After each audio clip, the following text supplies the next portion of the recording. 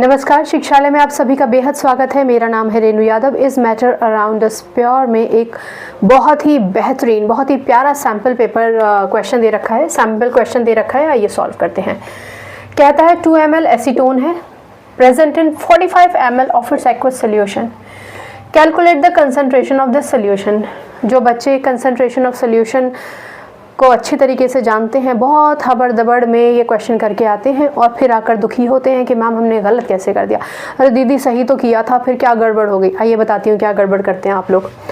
2 ml acetone है, of course आप समझ गए होंगे कि वॉल्यूम ऑफ सॉल्यूट तो है आपका 2 ml। चलो ये बात तो समझ में आती है।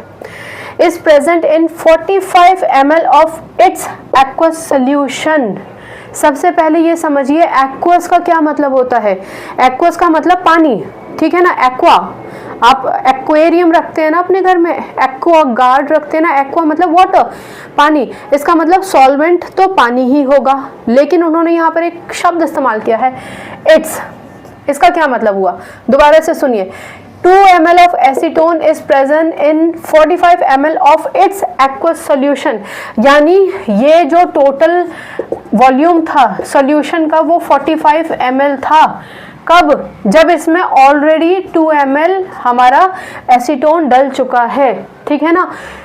If 2 ml of acetone is present in its, उसके खुद के 45 ml of aqueous solution, यानी इन्होंने आपको कंफ्यूज करने के लिए सॉल्वेंट वाली चीज़ें ख़त्म कर दी, सीधे सॉल्यूशन दे दिया। अब आप कंफ्यूज होते रहिए कि ये सॉल्यूशन में 45 ml का मतलब 45 प्लस 2 ml करेंगे या क्या है। तो आप समझ गए ना, जब इन्होंने ये कहा कि 2 ml of acetone is present in it's aqueous solution, यानी ऑलरेडी वो सॉल्यूशन की बात कर रहे हैं। कहने का मतलब यहाँ पर उन्होंने ऑलरेडी आपको वॉल्यूम ऑफ सॉल्यूशन दे रखा है। सॉल्यूट तो उन्होंने गोल ही कर दिया, सॉल्यूट की तो उन्होंने बात ही नहीं की।